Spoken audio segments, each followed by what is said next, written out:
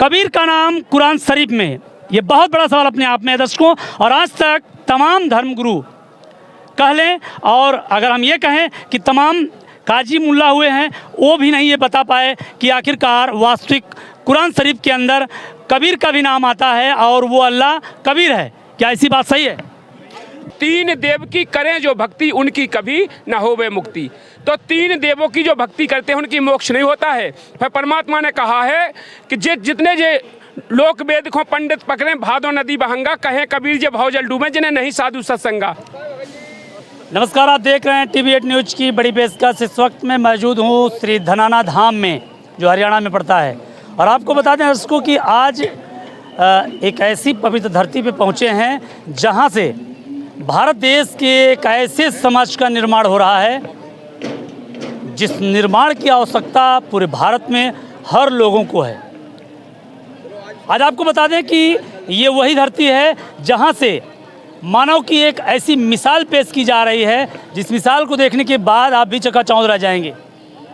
TV8 news की बड़ी पेशकश दिखा रहे हैं, TV8 न्यूज़ की बड़ी खबर हम आपको दिखा रहे हैं कि इस वक्त आप समझ लीजिए कि संत रामपाल जी महाराज जी के यहाँ हम मौजूद हैं। सही समझा और सही सुना आपने, जो समाज की हर बुराइयों को ख़त्म कर रहे हैं और हर बुराइयों के साथ में समाज में बहुत ही अच्छी धारणा ले आ रहे हैं, समाज को एक अच्छी नई दिशा दे रहे हैं। और ऐसी दिशा को हर किसी को आवश्यकता है। दिखाएंगे चलकर पूरी कवरेज, बने रहिए हमारे साथ में ऐसी सब खबरों को देखने के लिए। लेकिन आज कुछ ऐसे रहस्यों का पर्दाफाश करेंगे जिसे आप देखने के बाद भी आप भी चौंक जाएंगे। और आपकी भी सोच और खोज दोनों रहती है कि ऐसी खोज होनी चाहिए। हर चैनल वाले तो नहीं दिखा पाते, लेकिन हमारी टीम अथक प्रयासों से यहाँ तक पहुँची है। और आज दिखाएंगे एक ऐसे सच्चाई से पर्दा उठेगा और आप भी चौंक जाएंगे। चलिए बने रहिए, चलते हैं लेके आपको अंदर, और अंदर के भव्य नज़ारे को आपको दिखाते हैं। तो वो परमात्मा जो बताया गया है वो कबीर देव है। उसके लिए जो गीता अध्याय 8 के श्लोक नंबर 9 में कबीर देव का, गीता अध्याय 18 के श्लोक नंबर 62 में उसका वर्णन दिया है।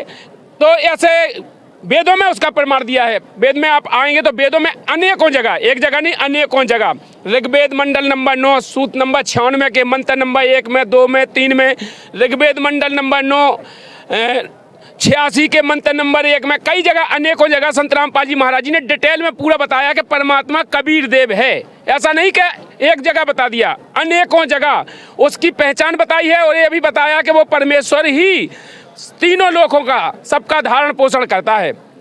जैसे कि जो तीन लोक नहीं, ब्रह्मा विष्णु महेश के लोक नहीं, तीन लोकों में बताया है। जो अक्षय पुरुष पेड़ है, निरंजन बाकी डार, तीनों देवा शाखा है, पात रूप संसार। तो मतलब जहाँ से जड़ से लेके पत्ते तक जो गीता अध्याय 15 के श्लोक नंबर 1 से 4 में बताई है वो 3 भाग है। क्षर पुरुष, अक्षय पुरुष, गीता जी के 15 के श्लोक नंबर 16 में 2 पुरुष बताए हैं, क्षर पुरुष और अक्षय पुरुष।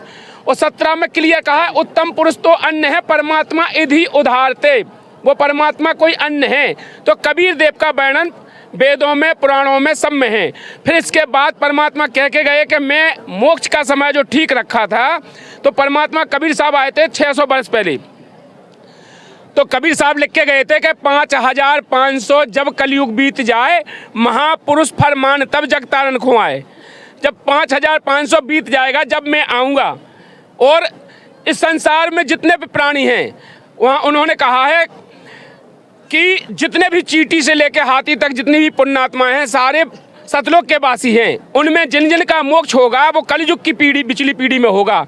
तो इस बिचली पीढ़ी में वो परमात्मा 1997 में परमात्मा कबीर देव धरती पर विराजमान हो गए थे संत रामपाल जी महाराज जी के रूप में। वो फैक्टफुल डिबेट पे संत रामपाल जी महाराज जी यूट्यूब चैनल पे वीडियो बनवा के भी डला दी है कि परमात्मा कैसे आए थे, कैसे उनने लीला की थी। तो ये सारे प्रमाण संत रामपाल जी महाराज जी ने दिखा रखे हैं। अब परमात्मा कहते हैं कि यदि आप मोक्ष के उद्देश्य से आओगे तो आप परमात्मा की पहचान कर पाओगे, और अगरम बगरम अगर आपके पास रहेगी तो आप परमात्मा की पहचान नहीं कर पाओगे।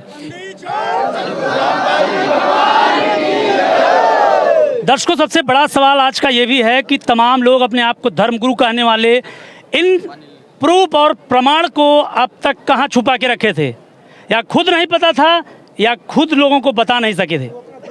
ये सबसे बड़ी बात और सबसे बड़ा सवाल आज का ये है कि आखिरकार जो प्रूफ और प्रमाण आज संत रामपाल जी महाराज दिखा रहे हैं, क्या आप लोग को नहीं मालूम था, या आप सदग्रंथों को नहीं पढ़े थे, या आप सदग्रंथों को अच्छे से समझ ही नहीं पाए? हम तो यही जानते हैं कि आप सदग्रंथों को बिल्कुल नहीं समझ पाए थे। इसलिए ये तमाम सवाल और तमाम परमात्मा भगवान की चाह की जो सोच होती है आप तक क्यों नहीं पहुंच पाई है, ये सबसे बड़ी बात है। और ये सबसे बड़ा सवाल भी है कि आप लोग क्यों नहीं पहुंचा पाए अब तक अपने अनुयायियों को। ये थोड़ा सा ये बताएं। बिल्कुल, हाँ बताएं। गुरु बिन वेद पढ़े जो प्राणी आ समझे नहीं सार रहे अज्ञानी। मैं श्रीमद एस.सी. भक्ति वेदांत स्वामी प्रभुपाद जी महाराज के द्वारा लिखा गया इस काल में 82 से मैं उस गीता को मैं पढ़ा, 82 से उस गीता को मैं पढ़ रहा था, लेकिन उसका कोई अंत पार वार छोड़ किनारा पता नहीं चलता था। लेकिन 6 जनवरी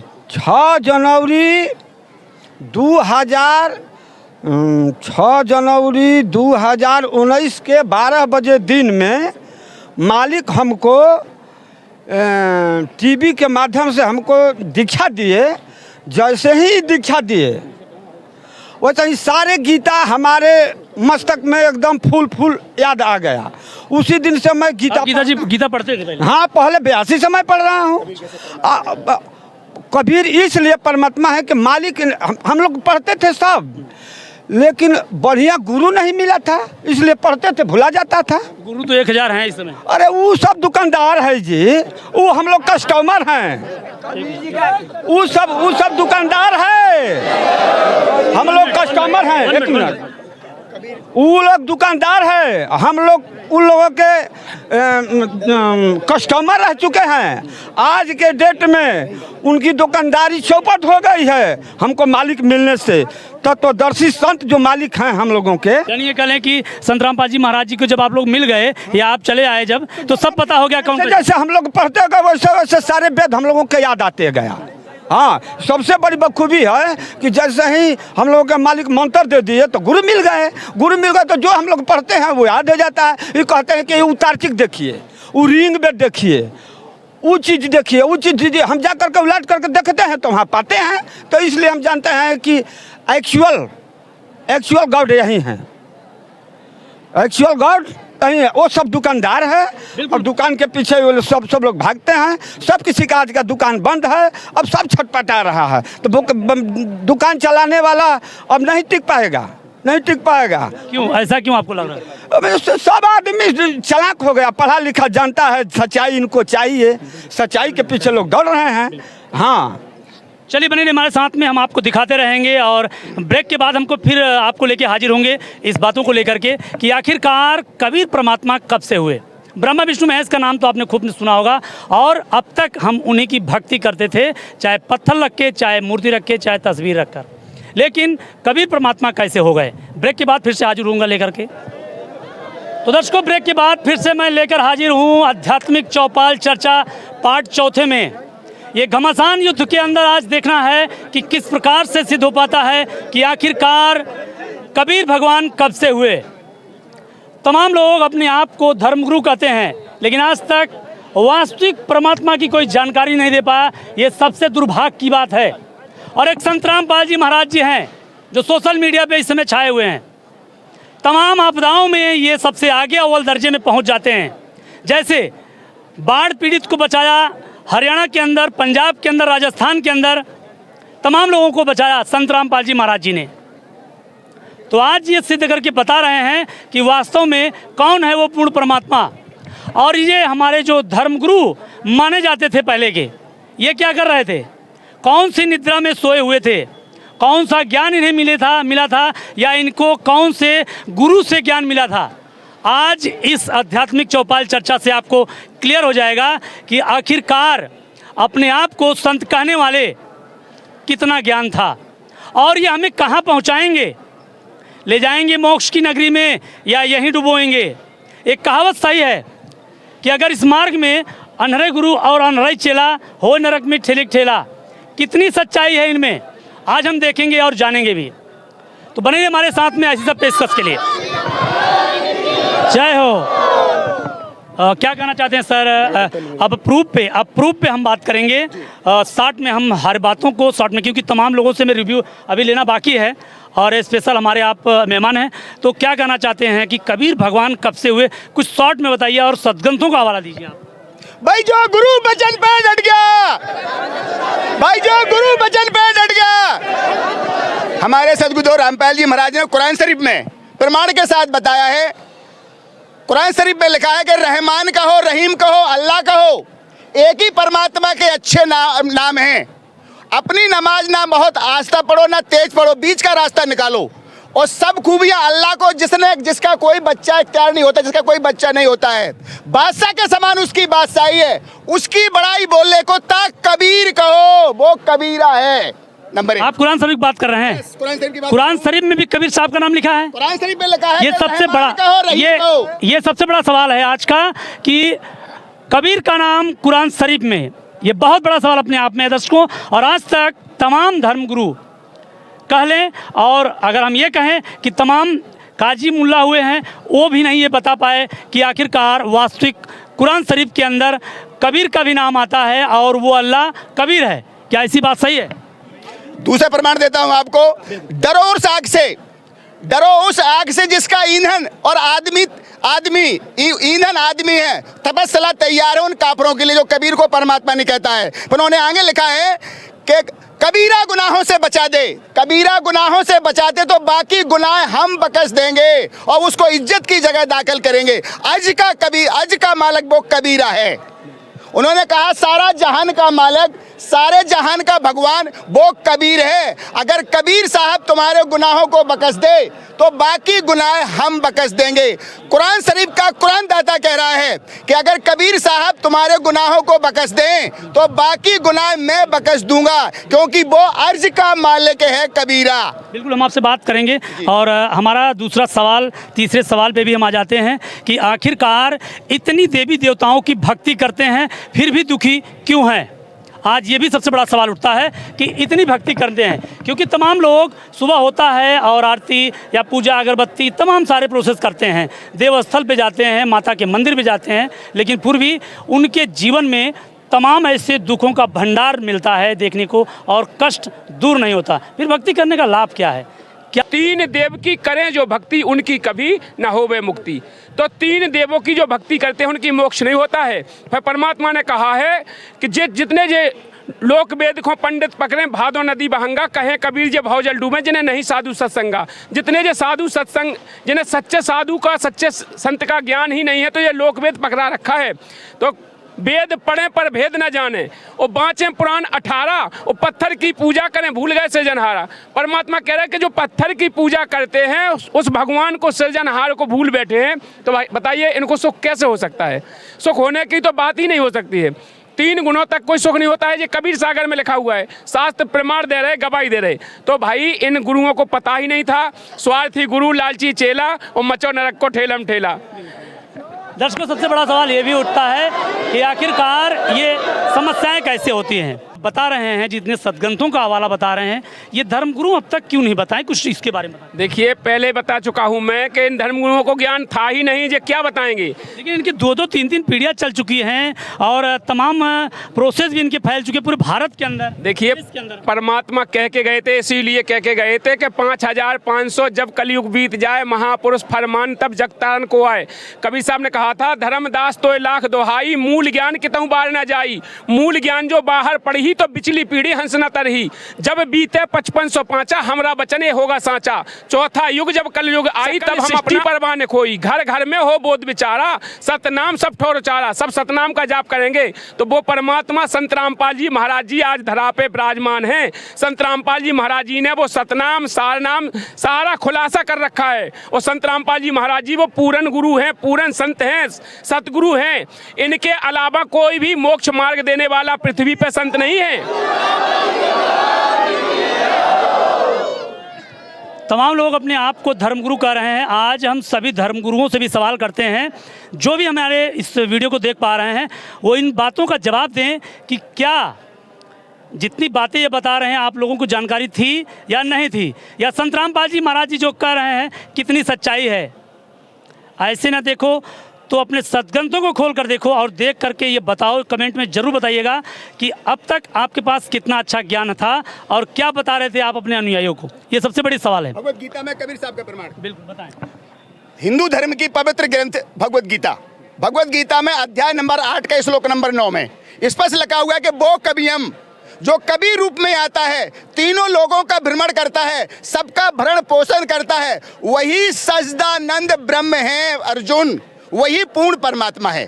और फिर रविदास महाराज कह रहे हैं कि हरि का नाम कबीर उजागर और जन्म जन्म के कांटे कागर। मां नानक साहब कह रहे हैं कि हे ठग्गा ठगवाड़ा देश खरा सानक धानक बाड़ी, ये धानक रूप रहा करता है। तो मेरे भाई पत्रकार साहब, जब इतने प्रमाण आपके साथ में रख रहा हूं तो आप इनको बताइए, भारत के धर्म गुरुओं को उनको दिखाइए, उनको समझाइए और देर ना करें, वो संत रामपाल जी महाराज के शरण में आए, वो अपना कल्याण कराएं। अच्छा, इसी पे हमारा एक सवाल और रहेगा।